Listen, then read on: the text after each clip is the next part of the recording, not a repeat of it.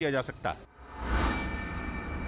वहीं जंग के मोर्चे पर यूक्रेन ने रूस की सेना के काफिले पर बड़ा हमला करने का दावा किया। इस हमले में पुतिन की पलटन को काफी नुकसान पहुंचा और इन्हीं जोरदार धमाकों से रूसी सेना की गाड़ियों के परखचे उड़ गए। इसके बाद वहां जमीन से काले धुएं का गुबार आसमान की तरफ उठता दिखा। यूक्रेन ने दावा किया कि उसने रिमोट कंट्रोल के जरिए इन धमाकों को अंजाम दिया। इससे पहले वहां सड़क पर गाड़ियों की एक लंबी कतार आगे बढ़ती दिखी, लेकिन कुछ दूर पहुंचते ही वहां एक के बाद एक कई धमाके हो गए और पल भर में उस सड़क से गुजर रहा ये काफिला राख के ढेर में बदल गया। हालांकि इस दौरान धमाकों की चपेट में आने से बची कई गाड़ियों ने अपना सफर जारी रखा। उधर यूक्रेन ने रूस की सेना के एक कमांडर को लेकर बड़ा दावा किया। वो ये कि रूसी फौज के कमांडर ने गोली मारकर खुदकुशी कर ली, क्योंकि उनको पता चल गया था कि उनकी यूनिट के पास जो रिजर्व टैंक हैं उनमें 90% युद्ध के मैदान में नहीं उतर सकते। बताया गया कि इस बात को लेकर वो काफी परेशान थे। यूक्रेन ने दावा किया कि रूसी कमांडर को जैसे ही खराब टैंकों की भनक लगी, उन्होंने खुद को गोली मार ली। इस बीच खार्किव के एक गांव से रूस की सेना अपने सैनिकों के शव छोड़कर भाग खड़ी हुई। यूक्रेन का दावा है कि उसने शहर के कुछ गांव को रूस के कब्जे से छुड़ा लिया है और इसी का नतीजा है कि रूस की सेना अपने कुछ फौजियों के शव छोड़कर वहां से उल्टे पांव लौट गई। वहां से जो तस्वीरें सामने आई उनमें खार्किव के उस गांव में हर दूसरे कदम पर रूस के सैनिकों के शव नजर आए। वहां सब कुछ तबाह दिखा, चारों तरफ सिर्फ बर्बादी दिखाई दी और उसी के बीच रूस के फौजियों के शव भी। जंग का हिस्सा रहे उन रूसी सैनिकों के शव जहां तहां पड़े रह गए, कुछ सड़क पर और कुछ शव गड्ढे के अंदर। न केवल शव बल्कि जेड का निशान वाले कुछ रूसी टैंक भी वहां कबाड़ में बदले दिखे। वहीं जंग का एक महीना बीत जाने के बाद भी यूक्रेन घुटने टेकने को राजी नहीं है। वहां देश के अलग अलग हिस्सों में लोग रूस के खिलाफ झंडा बुलंद किए हुए हैं और रूसी फौज को नुकसान पहुंचाने का एक भी मौका नहीं छोड़ रहे। वहां से आए एक वीडियो में सेना की कुछ गाड़ियां जलती नजर आईं। दावा किया गया कि ये रूस की जंगी गाड़ियां थीं, जिन्हें वहां के लोगों ने आग के हवाले कर दिया, जिसके बाद उन्हें आग के गोले में तब्दील होने में ज्यादा वक्त नहीं लगा और फिर वहां चारों तरफ धुआं ही धुआं फैल गया। उधर जर्मनी में जेड निशान के साथ प्रदर्शन करने वालों पर मुकदमा चलाया जाएगा। दोषी पाए जाने पर जुर्माने के साथ 3 साल तक की सजा हो सकती है। ऐसा इसलिए क्योंकि जेड निशान यूक्रेन पर रूस के हमले का समर्थन करता है और जर्मनी इस युद्ध में रूस के खिलाफ यूक्रेन के साथ खड़ा है। इसी वजह से उसने रूस का समर्थन करने वाले जेड निशान के साथ प्रदर्शन करने वालों पर कार्रवाई का मन बना लिया। यह जेड निशान तब चर्चा में आया जब 24 फरवरी को रूस ने यूक्रेन पर धावा बोल दिया। उस दौरान यूक्रेन में दाखिल हुए रूसी टैंकों, ट्रकों और बख्तरबंद गाड़ियों पर जेड अक्षर का कोड लिखा नजर आया, लेकिन कुछ न कुछ बदलाव के साथ। जैसे कहीं पर जेड को सीधा लिखा गया तो कहीं इसे बॉक्स में लिखा गया। कुछ गाड़ियों पर जेड को एक त्रिकोण के अंदर लिखा गया। बाद में यह जेड निशान पूरी दुनिया के लिए एक रहस्य बन गया। जैसे जैसे जंग आगे बढ़ी तो यह निशान रूस के युद्ध का प्रतीक बन गया। इसी वजह से जब कतर की राजधानी दोहा में रूसी जिम्नास्ट इवान कुलियक ने आर्टिस्टिक जिम्नास्टिक्स के एपरेटस वर्ल्ड कप के फाइनल में जेड लिखा सूट पहनकर प्रदर्शन किया तो वहां हंगामा खड़ा हो गया था। लेकिन दुनिया के सामने सवाल यह था कि आखिर पुतिन को अपने टैंकों और दूसरी गाड़ियों पर जेड लिखने की जरूरत क्यों पड़ी और इस कोड का मतलब क्या है। बाद में रूस के हथियारों पर लिखे जेड कोड पर पूरी दुनिया में बहस छिड़ गई। कोड के रहस्य पर कई तरह की थ्योरियां भी सामने आई, जिनमें पहली थ्योरी यह कि युद्ध के दौरान इस कोड का मतलब इस्तेमाल इसलिए किया गया ताकि रूसी सेना गलती से अपनी गाड़ियों और टैंकों को निशाना न बना दे। ऐसा इसलिए क्योंकि रूस और यूक्रेन के टैंक ही नहीं बल्कि जवान भी एक जैसे दिखते हैं। लेकिन एक दूसरी थ्योरी के मुताबिक इस तरह के निशान का इस्तेमाल रोजगवर्दिया ट्रूप्स के लिए किया जाता है, जिसका मतलब रशियन नेशनल गार्ड से, ये सेना के जवानों से अलग होते हैं और अपनी हर कार्रवाई की जानकारी सीधे राष्ट्रपति पुतिन को देते हैं। इसी तरह एक और थ्योरी में जेड कोड को यूक्रेन के राष्ट्रपति जेलेंस्की से जोड़ दिया गया, क्योंकि अंग्रेजी में जेलेंस्की की स्पेलिंग जेड से ही शुरू होती है। हालांकि बाद में रूसी रक्षा मंत्रालय की तरफ से यह बताया गया कि जेड कोड का मतलब युद्ध में जीत के लिए है। वहीं यूक्रेन युद्ध के बीच अमेरिका ने रूस को घेरने की तैयारी तेज कर दी, जिसके लिए उसने जर्मनी में अपनी नौसेना के 6 खतरनाक EA-18 ग्राउलर लड़ाकू विमान तैनात कर दिए, जो इलेक्ट्रॉनिक युद्ध में माहिर माने जाते हैं और करीब 50,000 फीट की ऊंचाई पर उड़ान भरते हुए दुश्मन के एयर डिफेंस सिस्टम को ध्वस्त करने की ताकत रखते हैं। इनके साथ ही इन्हें उड़ाने में महारत रखने वाले अमेरिकी नौसेना के 240 जवानों को भी जर्मनी भेजा गया। हालांकि अमेरिका के रक्षा मंत्रालय पेंटागन ने यह साफ कर दिया कि इनका इस्तेमाल यूक्रेन में जंग लड़ रही रूसी सेना के खिलाफ नहीं किया जाएगा। उसने यूरोप में नेटो देशों की सुरक्षा मजबूत करने को इनकी तैनाती का मकसद बताया, जिन्हें 2009 में अमेरिकी नौसेना के बेड़े में शामिल किया गया था। और ये लड़ाकू विमान high speed anti radiation missile से लैस है, जो किसी भी एयर डिफेंस सिस्टम से आ रहे रेडियो सिग्नल का पता लगाकर उसे अपना निशाना बना लेती है। इसके साथ ही इस विमान में लगा जैमर दुश्मन के रडार को भी ठप कर देता है, जिसकी वजह से ये उनकी पकड़ में नहीं आ पाता। यही नहीं, ये लड़ाकू विमान करीब 2000 किलोमीटर प्रति घंटा की रफ्तार से उड़ान भर सकता है और टैंक फुल होने पर यह जेट करीब 1600 किलोमीटर की दूरी तय कर लेता है। उधर अमेरिकी राष्ट्रपति बाइडेन अब व्लादिमीर पुतिन पर दिए कसाई और सत्ता वाले अपने विवादास्पद बयानों पर अड़ गए। वो भी तब जब फ्रांस के राष्ट्रपति मैक्रोन समेत कई देशों के नेताओं ने बाइडेन के बयान की आलोचना की थी। लेकिन इस आलोचना का असर बाइडेन पर नहीं पड़ा और उन पर पत्रकारों के सवालों की बौछार हुई तो वो फिर उलझ गए। यही नहीं, उन्होंने माफी मांगने से भी इनकार कर दिया।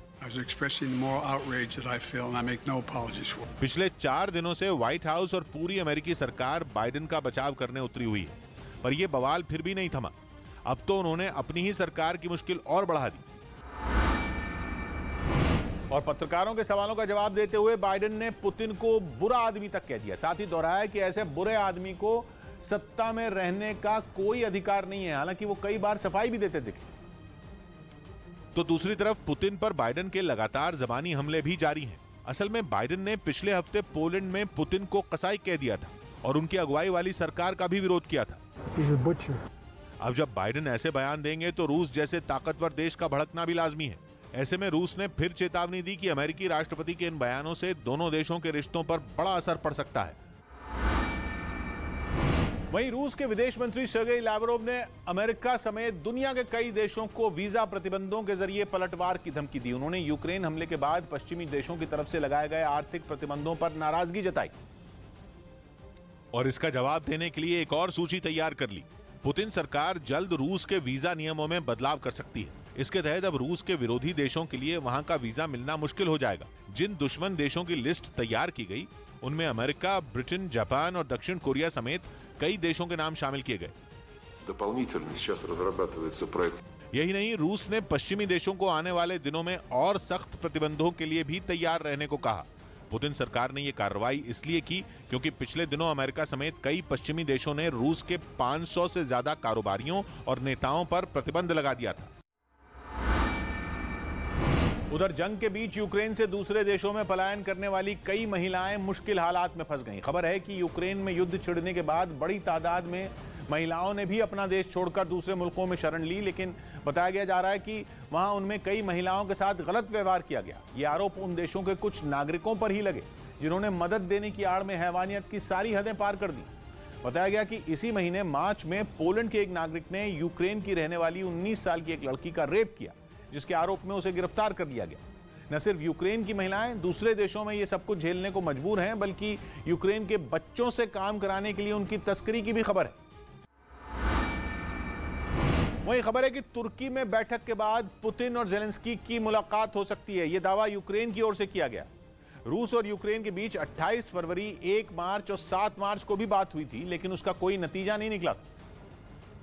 लेकिन खबर है कि चौथे दौर की बैठक के बाद दोनों देशों के बीच की दुश्मनी की बर्फ थोड़ी पिघली। इससे पहले दोनों देशों के प्रतिनिधि तुर्की पहुंचे। रूस का प्रतिनिधिमंडल विमान से इस्तांबुल पहुंचा और बातचीत के लिए रवाना हुआ। थोड़ी ही देर बाद यूक्रेन के प्रतिनिधि भी वहां पहुंचे और बातचीत के लिए रवाना हुए। जंग के बीच हुई बैठक के बाद यूक्रेन ने दावा किया कि पुतिन और जेलेंस्की की मीटिंग हो सकती है। यही नहीं, मीटिंग से पहले रूस ने सैन्य गतिविधियां कम करने का ऐलान कर सबको चौंका दिया, जिसके मायने ये निकाले गए कि रूस अपना रुख थोड़ा नर्म कर रहा है। और बैठक के बाद आई खबरों से भी ये संकेत मिले कि रूस के तेवर नर्म पड़े हैं। कहा जा रहा है कि युद्ध विराम के ड्राफ्ट में रूस की 3 बड़ी मांगों का जिक्र ही नहीं है, जिसके बाद अटकलें लगी कि रूस शायद अपनी कुछ मांगों से पीछे हटने पर सहमत हो गया। कहा जा रहा है कि जिन 3 बड़ी मांगों से रूस पीछे हटने को माना, उनमें एक ये है कि यूक्रेन में नेतृत्व परिवर्तन नहीं होगा, यानी जेलेंस्की यूक्रेन के राष्ट्रपति बने रहेंगे। वहीं खबर है कि रूस यूक्रेन में उसकी सेना का अस्तित्व बनाए रखने पर भी सहमत हो गया। इसके अलावा यह भी खबर है कि ड्राफ्ट में यूक्रेन में रूस की भाषा को कानूनी सुरक्षा देने का कोई जिक्र नहीं है। कहा जा रहा है कि बैठक में यह भी तय हुआ कि जो बातचीत होगी उसके गारंटर देश अमेरिका, फ्रांस, तुर्की और जर्मनी जैसे देश हो सकते हैं। इस बीच बैठक के बाद शांति की ओर बढ़ने का संकेत देने वाली कुछ तस्वीरें भी सामने आई। रूस ने कहा था कि वो कुछ इलाकों से सैन्य गतिविधियां कम करेगा, जिनमें कीव और चर्निव जैसे इलाके शामिल हैं। इस ऐलान के बाद कुछ ऐसी तस्वीरें भी सामने आईं जिनमें रूस की सेना यूक्रेन की सीमा से बेलारूस की ओर जाती दिखी। इन तस्वीरों में रूस की सेना के जवान टैंकों पर चढ़कर आगे बढ़ते दिखे। माना जा रहा है कि ऐसा उन्होंने रूस के उस ऐलान के बाद किया जिसमें उसने कहा कि वो कुछ जगहों पर सेना की मूवमेंट घटाएगा। वहीं दावा है कि उत्तरी यूक्रेन के बंद पड़े चेर्नोबिल परमाणु प्लांट पर कब्जा किए बैठे रूस के सैनिकों के शरीर में रेडिएशन फैल गया है।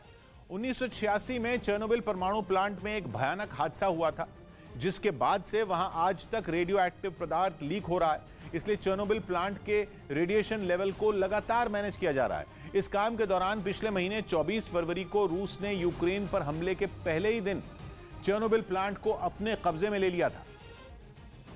और फिर जो तस्वीरें सामने आई थीं, उनमें चेर्नोबिल प्लांट के पास रूस की सेना के टैंकों और बख्तरबंद गाड़ियों का डेरा नजर आया था। अब दावा किया जा रहा है कि रूस के सैनिक बिना किसी सुरक्षा के ही चेर्नोबिल प्लांट के बेहद खतरनाक हिस्से में घुस गए थे। माना जा रहा है कि रफ्तार से दौड़ती रूस की सेना की गाड़ियों की वजह से चेर्नोबिल प्लांट की जमीन पर पड़ी रेडियो एक्टिव धूल हवा में उठी थी और उसमें सांस लेने के कारण रेडिएशन रूस के सैनिकों के शरीर में घुस गया। ये दावा यूक्रेन के उन 2 कर्मचारियों ने किया है जो रूस के हमले के वक्त प्लांट में ही काम कर रहे थे। रूस ने एक दिन पहले अपने जंगी ठिकाने पर हुए हमले का बदला लेने का दावा किया, जिसका वीडियो रूस के रक्षा विभाग ने जारी किया। इसमें रूस के हेलीकॉप्टर मिसाइल बरसाते नजर आए, जिनका निशाना था यूक्रेन का एक तेल डिपो। हालांकि यह हमला कहां हुआ इसकी जानकारी अभी तक नहीं लग पाई, लेकिन रूस की तरफ से जारी किए गए वीडियो में मिसाइलों से लैस उसके हेलीकॉप्टर उड़ान भरते दिखे, जिन्होंने तय ठिकाने पर पहुंचकर निशाना साधा और आसमान में मिसाइल दागी। आसमान से रोशनी का एक गोला जमीन की तरफ बढ़ा और उसके जमीन छूते ही वहां जबरदस्त धमाका हो गया। रूस ने दावा किया कि जो तेल डिपो उनकी मिसाइल का शिकार हुआ वो यूक्रेन की फौज के लिए काफी अहम था। Вечером 28 марта высокоточными крылатыми ракетами воздушного базирования уничтожено। एक दूसरे वीडियो में वहां कुछ बख्तरबंद गाड़ियां भी नजर आईं, जिनके बीच मिसाइल गिरते ही वहां धुएं का गुबार छा गया। और यही वजह रही कि जब खाने में जहर मिलाने की साजिश सामने आई तो हड़कंप मच गया। जिन लोगों को जहर देने की कोशिश की गई उनमें रूसी अरबपति रोमन अब्रामोविच भी शामिल। शांति वार्ता में शामिल लोगों को जहर देने का दावा अमेरिकी अखबार द वॉल स्ट्रीट जर्नल ने किया और अपनी एक रिपोर्ट के जरिए इस पूरी जहर वाली साजिश का पर्दाफाश कर दिया। बताया गया कि कुछ हफ्ते पहले रूसी कारोबारी रोमन अब्रामोविच को यूक्रेन की राजधानी कीव में हुई एक बैठक के बाद जहर दिया गया था। वो यूक्रेन में जारी जंग के बीच एक पीस मेकर के तौर पर काम कर रहे थे। मतलब वो दोनों देशों में युद्ध रोकने के लिए समझौता कराने की कोशिश कर रहे थे। द वॉल स्ट्रीट जर्नल की रिपोर्ट में इस बात का जिक्र किया गया कि एक प्रतिनिधिमंडल यूक्रेन पर रूस के हमले को खत्म करने के लिए मार्च महीने की शुरुआत में कीव पहुंचा था, जिसमें रूसी कारोबारी रोमन अब्रामोविच और यूक्रेन के सांसद रुस्तम उमेरोव समेत 2 और अधिकारी शामिल थे। यहां हुई बैठक के बाद इन लोगों में कुछ अजीब से लक्षण दिखाई देने लगे और बैठक खत्म होने के बाद उस प्रतिनिधिमंडल में शामिल सभी लोग राजधानी कीव के एक अपार्टमेंट में आराम करने चले गए थे। लेकिन जब सुबह हुई तो उनमें कई तरह के लक्षण उभरने लगे। उनकी आंखें लाल और सूजी हुई थी, पूरे शरीर में दर्द हो रहा था, उनके चेहरे और हाथों की खाल निकलने लगी थी। इतना ही नहीं, रूसी कारोबारी रोमन अब्रामोविच को कुछ देर के लिए दिखना तक बंद हो गया था।